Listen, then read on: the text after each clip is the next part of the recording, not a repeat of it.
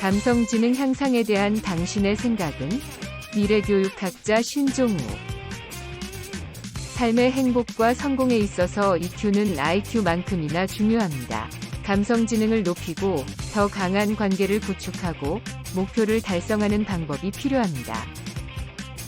감성지능은 스트레스를 해소하고 효과적으로 의사소통하고 다른 사람과 공감하고 도전을 극복하고 갈등을 완화하기 위해 긍정적인 방식으로 자신의 감정을 이해, 사용 및 관리하는 능력입니다.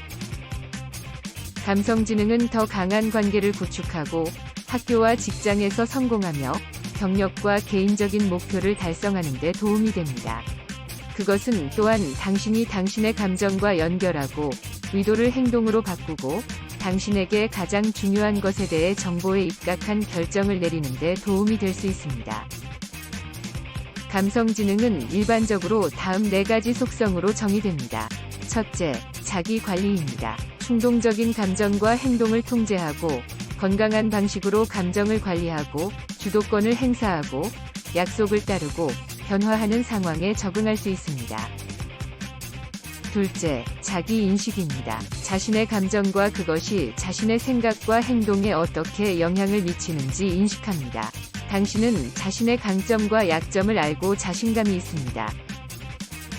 셋째, 사회적 인식입니다. 다른 사람들의 감정, 필요 및 관심사를 이해하고 정서적 단서를 포착하고 사회적으로 편안함을 느끼고 그룹 또는 조직의 힘 역학을 인식할 수 있습니다.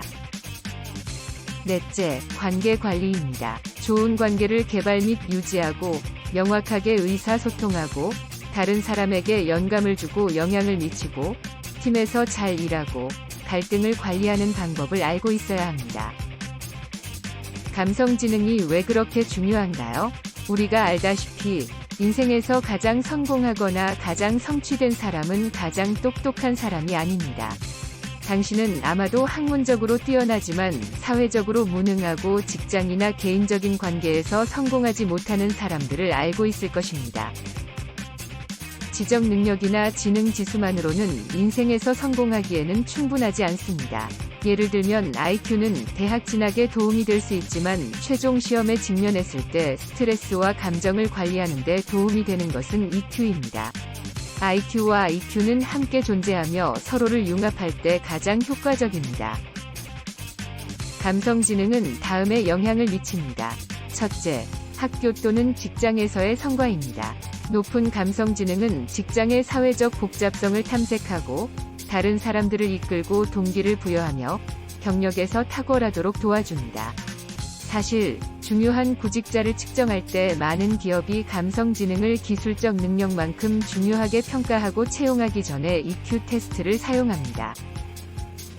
둘째, 당신의 신체 건강입니다. 감정을 관리할 수 없다면 스트레스도 관리하지 않는 것입니다. 이것은 심각한 건강 문제로 이어질 수 있습니다. 통제되지 않은 스트레스는 혈압을 높이고 면역 체계를 억제하고 심장마비와 뇌졸중의 위험을 높이고 불임에 기여하며 노화 과정을 가속화합니다. 감성지능을 향상시키는 첫 번째 단계는 스트레스 관리 방법을 배우는 것입니다. 셋째, 당신의 정신 건강입니다. 통제되지 않은 감정과 스트레스는 또한 정신 건강에 영향을 주어 불안과 우울증에 취약해질 수 있습니다. 감정을 이해하거나 편안하게 지내거나 관리할 수 없다면 강한 관계를 형성하기 위해 고군분투하게 될 것입니다. 이것은 결국 외로움과 고립감을 느끼게 하고 정신건강 문제를 더욱 악화시킬 수 있습니다. EQ 향상을 위한 4가지 핵심 기술을 알아야 합니다. 감성지능을 구성하는 기술은 언제든지 배울 수 있습니다. 그러나 단순히 EQ에 대해 배우는 것과 그 지식을 삶에 적용하는 것 사이에는 차이가 있다는 것을 기억하는 것이 중요합니다. 당신이 무언가를 해야 한다는 것을 알고 있다고 해서 그렇게 할 것이라는 의미는 아닙니다. 특히 스트레스에 압도되어 최선의 의도를 무시할 수 있습니다.